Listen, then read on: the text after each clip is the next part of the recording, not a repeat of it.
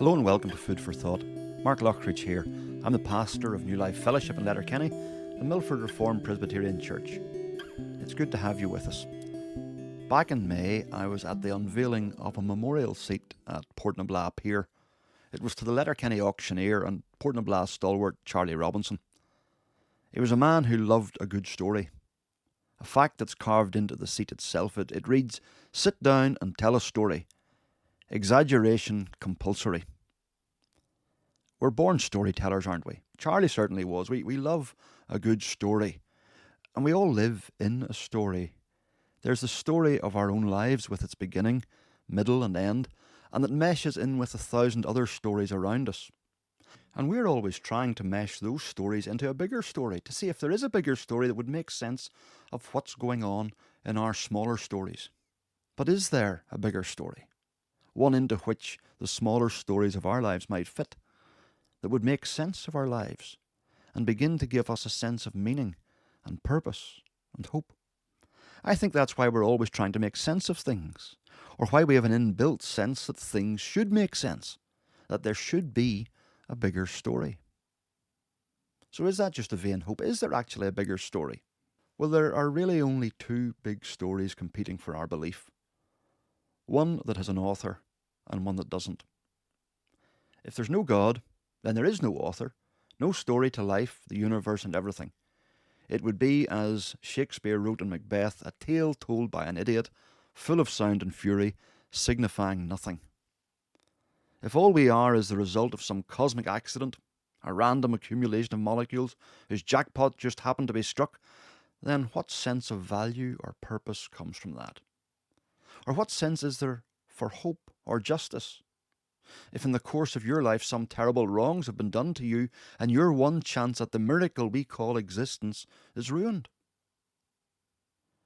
And yet our heads and our hearts seem hardwired to believe in these very things, in meaning and purpose and identity and justice and hope. But what if God is the author of life's great story? Sure, there are hard parts in his story, but let me set out 4 main acts to the drama. 4 acts which unpack and make sense of our intuitions and what we observe in the world around us, in our stories.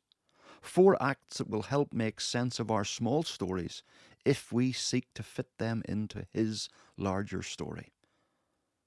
So the story kicks off with Act 1, creation. Here we meet the author and find the beginning of the story. The Bible portrays a God who has always existed and who made everything. He made mankind to engage with him and to enjoy him. These chapters tell us why the world exists, why we exist, and who we are. Here is meaning and purpose. Existence is not a mindless fluke. It tells us why each individual has value and dignity. That's Act 1, creation. And then there's Act 2. We might call it catastrophe. We're not far into the story when we find mankind attempting to break away from the author, taking the pen into his own hand and writing our own rules. And this rebellion starts a downward spiral for creature and creation. Act 1 explains why the world is so beautiful.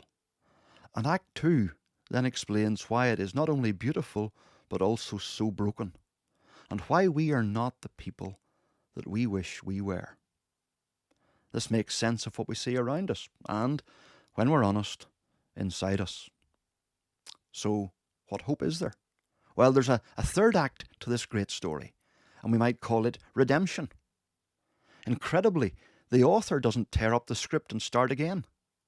Instead, we find him stepping into the pages, like J.R.R. Tolkien or C.S. Lewis stepping into the pages of Middle-earth, or Narnia, and at great cost, rescuing their own characters, rather than starting again. And that's what we find. God, in Jesus Christ, comes down to our world and into our level and lower, to rescue and redeem us. And the cross speaks to our struggles with guilt and shame, our need of forgiveness and cleansing. And we see that the author of our stories is not indifferent to suffering, but enters into it to bring the hope of salvation. But the drama isn't finished yet. There is a fourth act. We've had creation and catastrophe, and we've had redemption and now restoration. Restoration, the final act of the drama, yet to happen, tells us that the author is not finished with this planet which he made and we messed up. It tells us that one day all people will give an account and that justice will be done and that all things will be made new. His people and his planet made new. Life is not cyclical or meaningless or a tragedy. It is not a tale told by an idiot. There is meaning and purpose and hope.